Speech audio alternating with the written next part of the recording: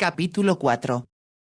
La marquesa de Conyngham era obesa, devota, amable, rica y ambiciosa. A los 52 años, con 4 hijos mayores, casi no podía creer que su nuevo galán fuera el rey de Inglaterra. Después de 27 años de matrimonio, su belleza empezaba a esfumarse y aunque siempre había sido muy admirada, nadie podía decir que tuviera una inteligencia o un encanto extraordinarios.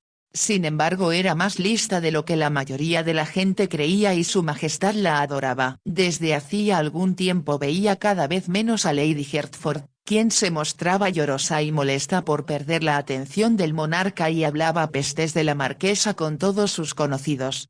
Una de las cosas que más hacían disfrutar a Elizabeth Conyngham eran las joyas. Le agradaban mucho la ropa y el dinero, pero una alhaja era algo que hacía brillar sus ojos y ante lo cual se mostraba extremadamente agradecida.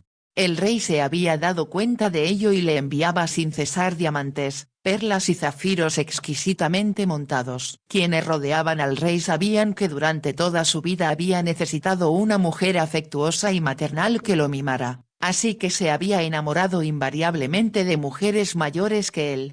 La marquesa en realidad tenía 5 años menos que su majestad, pero ya se la consideraba en el grupo de las mujeres maduras, y todo el gran mundo reía a mandíbula batiente por el comentario del nieto de Lady Hertford, Lord Beauchamp, quien al ver al rey cabalgar por Hyde Park con la marquesa exclamó: «Dios mío, la abuela debe aprender a montar o estamos perdidos». El rey encontró junto a la marquesa algo que ninguna otra de sus amantes le había ofrecido: una familia. Amaba profundamente a sus hijos y nietos y solía escribirle a María, la nieta más pequeña de la marquesa, cartas afectuosas y conmovedoras. El rey estaba tan enamorado que incluso se puso a dieta para tener un aspecto más atractivo y sus principales pensamientos, día y noche, eran como complacer a la marquesa. Al principio los cortesanos se mostraron incrédulos ante aquella nueva pasión del rey, pero después les divirtió. Sin embargo, había también a quien le escandalizaba, por ejemplo el hermano de la marquesa. Y Alisa, esta, primero rechazó la información alegando que solo eran chismes de criados. «¿Cómo te atreves a discutir esos temas con la servidumbre, Penélope?», preguntó a su hermana. «Sabes que mamá no lo aprobaría. Los sirvientes son los únicos seres realmente humanos en esta casa horrible», protestó Penélope. «Además he usado todo el tacto posible para preguntarle a Marta por qué tía Harriet no aprobaba a la marquesa de Conyngham, una señora respetable». Marta era la doncella y ama de llaves de Lady Ledbury. Aunque un poco estirada y sumamente puritana, a Alisa le agradaba. Cuando eran más pequeñas, siempre había sido amable con ellas si las mandaban a la cama con una cena que su tía Harriet le parecía adecuada para ellas pero deficiente en realidad. En tales casos Marta les subía después mermelada o fruta y algunas veces incluso algunos bombones. «Marta dice», continuaba Penélope, «que la marquesa está tan gorda como el rey y los caricaturistas hacen unos dibujos escandalosos de ambos. Debemos verlos en cuanto tengamos oportunidad. Tal vez sea mejor que no visitemos a la marquesa», insinuó Alisa con voz vacilante. «¿No visitarla? Oh Alisa, ¿cómo puedes ser tan tonta? Pero si es incorrecto. Si ella tiene al rey en un puño como dice Marta, imagina lo favorable que sería para nosotras que nos invitase a una fiesta. Allí podríamos conocer a todo el mundo, a la florinata de la aristocracia». Por la mente de Alisa cruzó la idea de que aquello incluiría al conde de Keswick, así que se apresuró a decir: «Por favor, Penélope, no insistas en que le llevemos el regalo y tratemos de que nos ayude. Si te vas a portar tan tontamente como tía Harriet, entonces iré yo sola a visitarla». Aquello era algo que Alisa no podía permitir que su hermana hiciera, y al mismo tiempo esperaba con fervor que lo que les habían dicho no fuera cierto. Tal vez Marta hubiera exagerado ciertos rumores. Después de todo, la marquesa era demasiado mayor para flirtear con cualquier hombre. Ya no digamos el rey. Quizá era solo la envidia lo que provocaba que la gente dijera cosas desagradables de una dama a quien su majestad estimaba únicamente como amiga. Rezó para que aquella fuese la verdad, pero cuando a la tarde siguiente iban hacia la tienda de la señora Lulworth para probarse, Penélope insistió en detenerse frente a otra en la misma calle Bond donde vendían las caricaturas más recientes.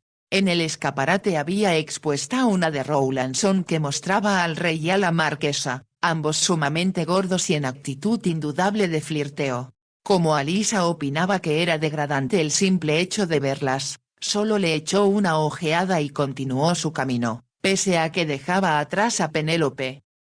Cuando ésta la alcanzó le dijo: «Me parece incorrecto que te intereses por tales cosas. Y como eres tan joven te ruego que si alguien menciona, aunque creo que no lo harán, la relación del rey con la marquesa, finjas que no sabes nada acerca de ello». «Muy bien señorita puritana». Penélope habría querido decir algo más, pero como estaba decidida a salirse con la suya y visitar aquel mismo día a la marquesa, temía irritar a Alisa y que ésta se negara a acompañarla. Los trajes de noche eran tan hermosos que Penélope estaba embelesada, y a su hermana se le hizo difícil seguir discutiendo el comportamiento de dos viejos extravagantes que eran como ella los consideraba, cuando tenían tanto por lo que estar agradecidas. Aunque tampoco quería pensar a quién le debía tal gratitud.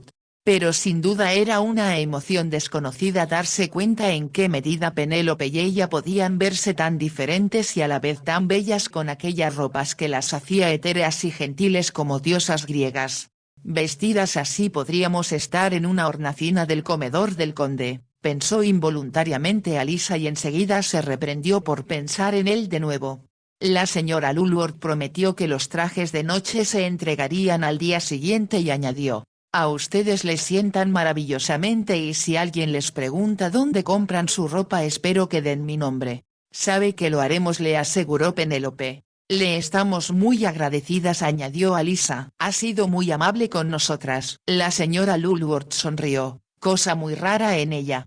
«Ya he vendido 10 envases de crema esta mañana», le informó, «y de seguir a ese ritmo temo que pronto me quedaré sin ninguna». «Espléndido», exclamó Penélope. «Algún día de la próxima semana volveremos al campo para hacer algunos más. Será mejor que esperemos y veamos», comentó precavida la señora Lulworth, «pero lo más probable es que sí lo necesitemos». Mientras iban andando desde la calle Bond hacia la casa de la marquesa, Alisa deseó de nuevo que los rumores acerca de la relación del rey con la vieja amiga de su madre fueran infundados. No podía imaginar que nadie de la generación de su madre se lanzara a vivir aventuras románticas, ni siquiera con un rey, y aun cuando admitía su ignorancia en tales cuestiones, suponía que la gente enamorada se besaría de la misma forma en que el conde la había besado a ella. Pero no era amor lo que él le había ofrecido. Al mismo tiempo comprendía lo poco que conocía acerca de lo que un hombre siente por una mujer o una mujer por un hombre y era un tema que no deseaba discutir con Penélope. Si mamá viviese, pensó con tristeza, se lo preguntaría a ella. Pero enseguida tuvo que admitir que ni siquiera a su madre habría podido confesar que la habían besado, como tampoco describirle la extraña sensación que había anulado su voluntad.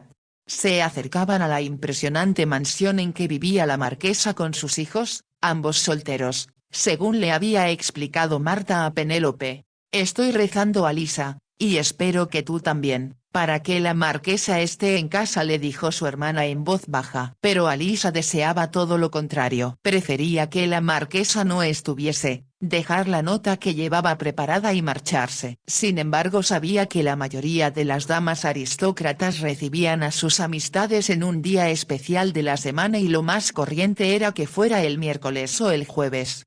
Era miércoles y como si de nuevo la suerte estuviera del lado de Penélope ambas vieron que frente a la casa había varios carruajes elegantes lo cual hacía evidente que era el día en que la marquesa estaba en casa. Penélope, con aquella confianza en sí misma que Alisa admiraba, considerando que debía ser más suya que de su hermana menor, dijo al mayordomo: «¿Está en casa su señoría?». «Sí señorita, milady recibe hoy». «¿Sería tan amable de entregar a la señora marquesa esta nota y preguntarle si acepta la visita de las señoritas Alisa y Penélope Winton?». El mayordomo tomó la nota y la envió con un lacayo. Este subió la gran escalera que llevaba a una habitación de la cual llegaba ruido de voces. Mientras las dos hermanas esperaban en el vestíbulo, Un carruaje se detuvo frente a la casa y de él descendieron dos damas vestidas con mucha elegancia. Llevaban preciosos sombreros adornados con plumas de avestruz, y sus vestidos estaban diseñados a la última moda. Entraron a la casa y subieron la escalera. Penélope las observó y después le dijo a Alisa en voz muy baja: «Son elegantes pero no tan guapas como nosotras». «Deja de temer, querida, este es el momento que esperábamos y te prometo que no te sentirás defraudada». Alisa trató de responder con una sonrisa, pero en realidad estaba deseando hallarse en su casa, con su vestido de diario, contemplando los narcisos del jardín y haciendo cremas para la cara de acuerdo con las recetas de su madre. Después, al mirar a su hermana, pensó que nadie podría ser más atractiva que ella. La señora Lulworth había insistido en que los vestidos de ambas fueran diferentes pero que el conjunto de cada una fuera en un solo color. Madame Vestris les había dicho mientras se probaban la ropa: «Siempre insiste que una primera dama del espectáculo debe atraer la atención de los espectadores, sin permitir que se distraigan por un montón de pequeños detalles diferentes, y eso puede aplicarse también en lo que se refiere al color». Alisa pensó en la chaqueta roja que llevaba puesta Madame Vestris y recordó que también su sombrero y sus botas eran del mismo color. La única excepción eran los ajustados pantalones blancos, pero eso, por supuesto, nada tenía que ver con su hermana ni con ella. El vestido de Penélope era rosa, el color de su flor, pensó Alisa con una leve sonrisa. Su sombrero iba adornado con capullitos y lazos de satén del mismo tono. Incluso los zapatos, cuyas puntas asomaban bajo el vestido, eran color rosa. Eran un gran mérito de la señora Lulworth que ni el tono ni el estilo fueran teatrales, aunque al mismo tiempo habría sido imposible que Penélope pasara desapercibida. Con Alisa a su lado, nadie que tuviera ojos podría dejar de mirarlas. Alisa iba vestida de azul muy claro, el color del cielo primaveral, y sus ojos, en contraste con la tez de extraordinaria blancura, parecían tener misteriosas profundidades. La señora Lulworth había adornado su sombrero con miosotis y alrededor del ala llevaba un pequeño volante de tul azul. «Parece que surgieras del rocío de la mañana», había observado Penélope cuando la vio ya vestida. «Te pones poética», sonrió Alisa, y al instante recordó los libros de versos que poseía el conde de Keswick. Ahora el lacayo se apresuraba a bajar las escaleras y ambas jóvenes contuvieron el aliento. Habló con el mayordomo y, un poco temerosa, Alisa pensó en lo desilusionada que se sentiría Penélope si no la recibían. El mayordomo se acercó a ellas y se dirigió a la más joven. «La señora estará encantada de recibirlas, señoritas», dijo en tono cortés y las precedió por la escalera. Al entrar en el gran salón que ocupaba toda la parte trasera de la casa y daba al jardín, Alisa sintió como si se sumergiera en un mar humano y no pudiera ver más que olas de rostros frente a sus ojos.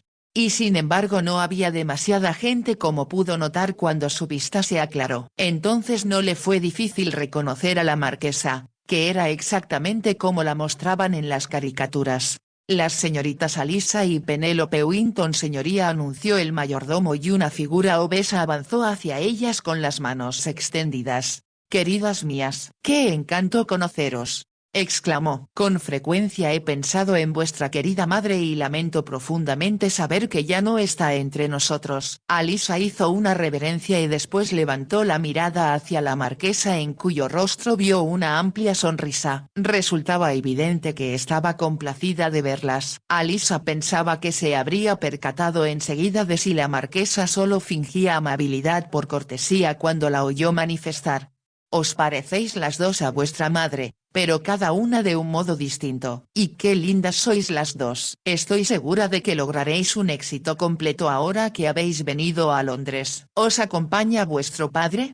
«No, señora, está en Escocia», contestó Penélope. «Nos mandó a casa de su hermana, Lady Ledbury, pero estar con ella es tremendamente aburrido, así que tenemos la esperanza de que usted, en recuerdo de mamá, sea amable con nosotras».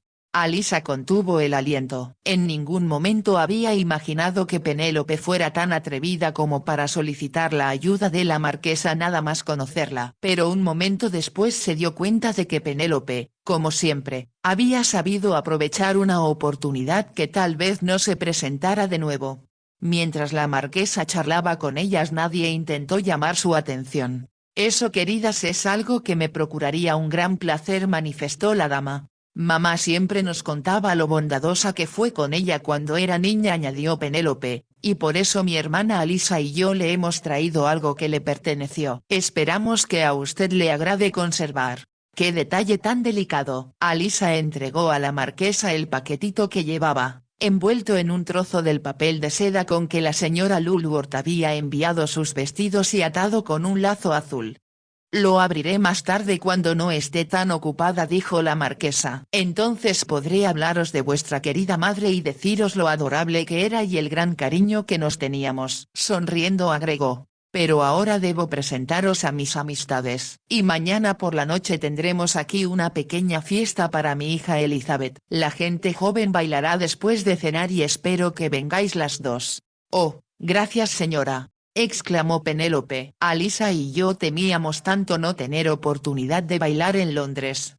Es algo que a mí me encanta. Me encargaré de que tengáis bastantes oportunidades de bailar y de conocer a jóvenes encantadores prometió la marquesa. Después las llevó a recorrer el salón para presentarles a sus visitantes. Regresaron a casa de su tía en un carruaje alquilado porque Penélope dijo que estaba demasiado cansada para caminar y también porque ya era un poco tarde para que anduvieran solas por la calle. No puedo creer que sea verdad lo que nos sucede, exclamó Penélope. Tú tenías razón y yo estaba equivocada admitió Alisa. La marquesa es justo el tipo de amiga que mamá tendría y no creo ni una palabra de esos rumores desagradables acerca de ella y el rey. No, claro que no. A Alisa le pareció notar algo falso en la contestación de Penélope, pero estaba tan contenta por lo que había sucedido que prefirió desechar suspicacias. Habría sido imposible para ellas no darse cuenta de que la forma en que la recibió la marquesa había impresionado a todas las visitas. La mayoría eran señoras de la edad de la dueña de la casa, pero algunas iban acompañadas de su marido. Los caballeros las habían mirado, pensaba Alisa, de una forma que seguramente evitaría que sus esposas respectivas las invitaran a ninguna fiesta que dieran. 2 o 3 damas sin embargo habían dicho que le pedirían a la marquesa su dirección y prometieron invitarlas a alguna recepción durante la temporada. Eran solo las jóvenes quienes les habían dirigido miradas evidentemente hostiles. Sin duda no deseaban tener tratos con 2 presuntas rivales. La perspectiva de cenar el jueves en casa de la marquesa provocaba tal deleite a Penélope que no habló de otra cosa en todo el trayecto. Estamos lanzadas Alisa. ¿Te das cuenta? Empezamos a formar parte del todo Londres. Es lo más emocionante que nos ha sucedido jamás. Todo se debe a ti querida afirmó Alisa. Solo espero que nuestras frágiles embarcaciones no naufraguen. ¿Por qué habían de hacerlo? Ah, por cierto, necesitaremos más de un vestido cada una. Oh no, casi gritó Alisa. No tenemos con qué pagarlos. ¿Acaso la señora Lulworth no necesita más cremas? Eres una cobarde Alisa. Además si gastamos más de lo que tenemos pagaremos nuestras cuentas una vez casadas. No tan aprisa Penélope. Apenas nos han invitado a un baile y ya hablas de casarte. Y sin duda con un duque. Oh, no pensaba nada menos que en un príncipe. Respondió Penélope. Y ambas se echaron a reír de tal modo que les fue imposible continuar la conversación. Mientras paseaba por el jardín trasero de la casa de la marquesa, iluminado por farolillos chinos colgados de los árboles, Alisa se sentía como si viviera un sueño. Le resultaba difícil creer que el loco plan de Penélope hubiera tenido éxito, y era imposible negar que había una gran similitud entre la historia de las hermanas Gunning y la suya. La invitación que había enviado la marquesa a la casa de la Plaza Islington al día siguiente sorprendió mucho a Lady Ledbury, y lo extraño fue que esto silenció cualquier protesta que hubiera deseado hacer oponiéndose a que sus sobrinas la aceptaran. Aquella misma mañana les llegaron 2 invitaciones más de señoras a las que no recordaban haber sido presentadas por la marquesa. Era posible que solo hubieran oído hablar de ellas. Una vez que empiecen a comentar sobre nosotras dijo Penélope, todos querrán invitarnos. ¿Cómo sabes esas cosas? Le preguntó Alisa. Recuerdo la historia de las hermanas Ganin. En el momento que la gente empezó a hablar de ellas las invitaron a todas partes. A las damas aristócratas les gusta lucir las últimas novedades en sus salones. ¿Es eso lo que nosotras somos ahora, una novedad? Así lo espero, había dicho Penélope con fervor. Pero incluso ella estaba un poco temerosa cuando se dirigían a la fiesta.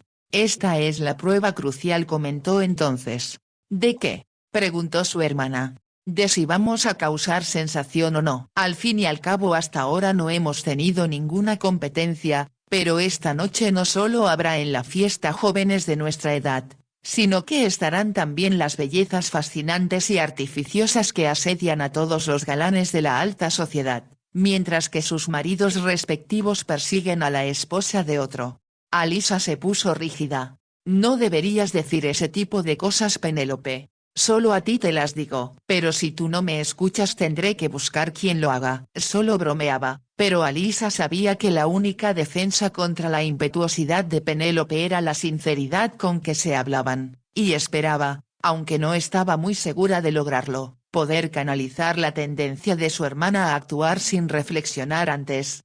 No le agradaba que Penélope estuviera enterada, y por lo tanto hablara de ello, de los excesos cometidos por el rey o por cualquier otra persona. Entonces de forma inevitable recordó sobresaltada su propio comportamiento con el conde y prefirió distraerse pensando en otra cosa. La impresionante mansión de la marquesa se veía muy atrayente de noche con las flameantes antorchas, la alfombra roja extendida ante la puerta y la fila de elegantes carruajes que uno a uno dejaban a sus ocupantes en la entrada. Alisa pensó que tal vez habían sido groseras al no asegurarse de que se incluyera a su tía en la invitación, pero tenía sus dudas acerca de cómo la habría recibido. Cuando le comentó a Penélope que le parecía poco cortés dejarla, su hermana había exclamado: «Por amor de Dios, Alisa, lo que menos nos conviene es llevar con nosotras a tía Harriet, que parecería un esqueleto en la fiesta y sin duda le echaría un sermón al rey en contra de la inmoralidad». Alisa no pudo evitar reírse. Después preguntó en voz baja: «¿Crees que el rey asistirá?». «No, claro que no». Pero de nuevo advirtió Alisa algo falso en la voz de su hermana. Al entrar en la mansión de la marquesa le pareció que había un ejército de sirvientes vestidos con librea dorada, pantalones blancos hasta la rodilla y peluca empolvada. Después de quitarse las estolas que hacían juego con los vestidos y que Alisa, estaba segura, eran un gasto extraordinario más que habrían de pagar tarde o temprano, subieron las escaleras. La marquesa, reluciendo con sus diamantes como si estuviera envuelta en la Vía Láctea, las recibió sonriente y las besó en ambas mejillas. «Bienvenidas, bienvenidas pequeñas», la saludó efusiva moviendo la cabeza en la que llevaba una gran pluma de avestruz sujeta con un broche de diamantes. «Son las hijas de Lady Winton, querido», le indicó a su hijo el marqués, que recibía a su lado. Cuando lo hubieron saludado les presentaron a Elizabeth, la hija en cuyo honor se daba la fiesta. Durante la cena Alisa estuvo sentada junto a un hombre de edad madura que le dirigió varios cumplidos. Cuando supo que vivía en el campo y le interesaban los caballos se enfrascó en un relato largo y poco interesante de los méritos y triunfos de diversas cuadras de carreras. Al otro lado tenía Alisa a un joven bastante simple que le pareció un petimetre por lo alto y apretado de su corbata, la cual apenas le permitía comer.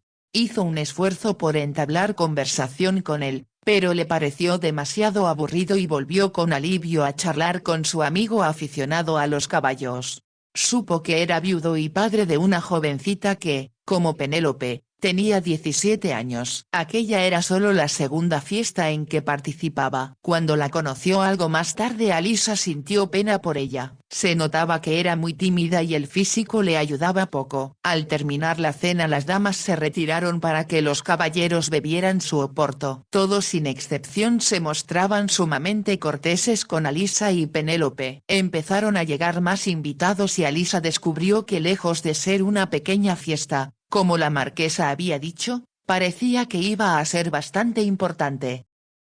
En la planta baja había un salón de baile decorado con guirnaldas de flores. Las ventanas que daban al jardín permanecían abiertas. La música de la orquesta la transportaba a un mundo de ensueño que había creído posible únicamente en los libros. Los caballeros a los que había conocido durante la cena se mostraban más que deseosos de bailar con ella y, por la expresión de su hermana, se daba cuenta de lo feliz que se sentía. El jardín era como un país de fantasía, pensó Alisa mientras paseaba por él con su maduro compañero de mesa. Pero sabía que no debía alejarse de las luces de la casa ni dejarse conducir hasta uno de los asientos colocados a la sombra de los arbustos. Debía haber advertido a Penélope que estuviera en guardia, se dijo. No podía evitar pensar que si el conde la había besado en su biblioteca después de la comida, el estar a solas con un hombre bajo las estrellas y con aquella suave música como fondo era una invitación al atrevimiento. Espero que un día, señorita Winton, decía el caballero, venga a ver los caballos de carreras que tengo en Epsom. Estoy seguro de que le parecerán extraordinarios. Supongo entonces que habrá obtenido muchos triunfos con ellos, sonrió Alisa. Y espero conseguir muchos más. Especialmente ganar la Copa de Oro en Ascot este año. ¿Cuál de sus caballos competirá? Si me dice su nombre rezaré para que gane. Se llama, muy apropiadamente, Victorioso. Y como estoy convencido de que nos veremos con frecuencia antes de Ascot, le recordaré su promesa. Mi padre me ha dicho que la Copa de Oro de Ascot es uno de los premios más codiciados. Cierto. Pero Victorioso tendrá que derrotar para ganarla a un caballo excelente que por desgracia últimamente lo ha vencido varias veces ya casi en la meta. ¿Y qué caballo es ese? Apolo. Estoy seguro de que habrá oído hablar de él porque pertenece al conde de Keswick. Al conde de Keswick. Alisa no estaba segura de haber pronunciado el nombre en voz alta o solo en su mente. Ha tenido una gran suerte con Apolo, repuso el caballero, así que como ve, señorita Winton, sin duda necesitaré sus oraciones. Hablando habían llegado al final de la vereda iluminada y ahora dieron la vuelta para volver a la casa. Cuando se aproximaban a ella, el dueño de Victorioso exclamó: hablando del rey de Roma, como suele decirse, ahí está Keswick. Debía suponer que llegaría con el rey. Alisa sintió que le era imposible respirar, ya que de pie junto a la ventana abierta del salón de baile se veía a Jorge IV y a su lado, alto, erguido y arrogante, se hallaba el conde de Keswick. Durante un momento deseó echar a correr para esconderse y huir como fuese de allí. Pensó que debía encontrar a Penélope y decirle que se encontraba enferma. Pero después recordó que en tal caso estaría obligada a explicar a su anfitriona la causa de retirarse tan temprano. Y sin duda la marquesa estaría con Jorge IV y el conde de Keswick. Sentía su mente convertida en un torbellino y por lo tanto incapaz de tomar una decisión. Mientras, continuaba su camino rumbo al salón sin que su pareja dejase de hablar. Espero que baile nuevamente conmigo, señorita Winton, le decía en aquel instante. En cuanto haya cumplido mi compromiso con dos damas que nos acompañaron a la cena, regresaré a su lado. Gracias, logró decir Alisa, pero su voz le sonó extraña. Entraron en el salón por uno de los ventanales de estilo francés mientras la joven intentaba tranquilizarse pensando que era muy poco probable que el conde la reconociese. Solo la había visto con su vestido viejo y estaba segura que ahora ofrecía un aspecto completamente diferente con su elegante atavío y peinada a la última moda. Además, ni remotamente esperaría verla en casa de la marquesa de Conyngham. Lanzó hacia él una rápida mirada a hurtadillas y dedujo de su expresión que estaba aburrido. Al mismo tiempo inspiraba temor, tal como le había parecido la primera vez que lo viera en el camerino de Madame Vestris. Volvió la cara rápidamente para que si el conde miraba hacia donde ella estaba solo pudiera verle la espalda y, todavía escoltada por su pareja, se dirigió al extremo opuesto del salón donde con gran alivio descubrió a su hermana. Penélope charlaba muy animada con un apuesto y joven caballero que había estado junto a ella durante la cena. Cuando Alisa se les aproximó, él hizo una reverencia y se apartó un poco. Penélope acogió a su hermana con una sonrisa. Alisa, quiero que conozcas al mayor James Cook, que ha prometido invitarnos a un brillante espectáculo ecuestre. Casi tan espectacular como usted y su hermana señorita Winton, fue el galante comentario del mayor. Penélope rió. Es el tipo de cosas halagadoras que suele decir, pero yo no le creo ni una sola palabra. Eso no es justo, protestó él. Le juro que todo lo que le he dicho esta noche es cierto y proviene del fondo de mi corazón. Si es que lo tengo. Alisa rió también. Era evidente que el mayor estaba fascinado por la hermosura de Penélope y no le sorprendía. No podía imaginar que nadie pudiera ofrecer un aspecto más fascinante que su hermana aquella noche. Sus ojos brillaban como estrellas debido a la emoción y la felicidad. Empezaba el siguiente baile, y media docena de jóvenes se apresuraron a pedirle una pieza a Alisa o a Penélope. Los que eran rechazados pedían: por favor, prométame la siguiente. Prométalo. Su madre le había explicado a Alisa que los bailes por lo general eran muy formales y ningún caballero solicitaría una pieza a una joven que no le hubiera sido presentada por alguien de respeto. Pero ahora comprendía que aquel era un baile informal y por eso la marquesa se había referido a él como pequeño. Así era mucho más divertido. Pero ahora su pareja la llevaba al otro lado del salón y ella temió que el conde pudiera descubrirla. Todavía se encontraba cerca del rey, quien estaba sentado en un sofá con la mano de la marquesa entre las suyas mientras le hablaba al oído de una forma muy íntima.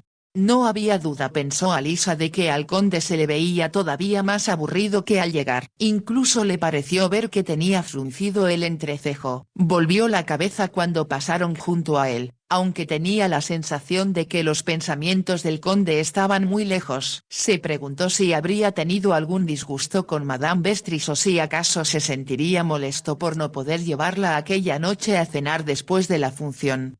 Trató de adivinar a dónde irían, y sobre qué versaría su conversación y si ésta sería tan interesante como a ella le había parecido la que sostuvieron cuando el conde la invitó a comer con él. Los imaginó cenando, tal vez a la luz de las velas, en casa de Madame Vestris o en la suya, y se preguntó si la besaría en la biblioteca como la había besado a ella. Alisa se sobresaltó al darse cuenta de que la música había cesado y su pareja esperaba la respuesta a una pregunta que le había hecho sin que ella la escuchase. Lo siento. No he oído lo que me decía, se excusó. Al hablar vio que el conde se había movido de donde estaba y se encontraba ahora a solo unos pasos de ella. Siguiendo un impulso ajeno a su voluntad le miró a los ojos y vio en ellos una mirada de asombro. Era indudable que la había reconocido. Le preguntaba si aceptaría una invitación a mi casa mañana por la noche, repetía su pareja. Mi madre da una fiesta en honor de mi hermana y yo podría pedirle que las invite a usted y su hermana. Por favor, dígame que sí. Gracias.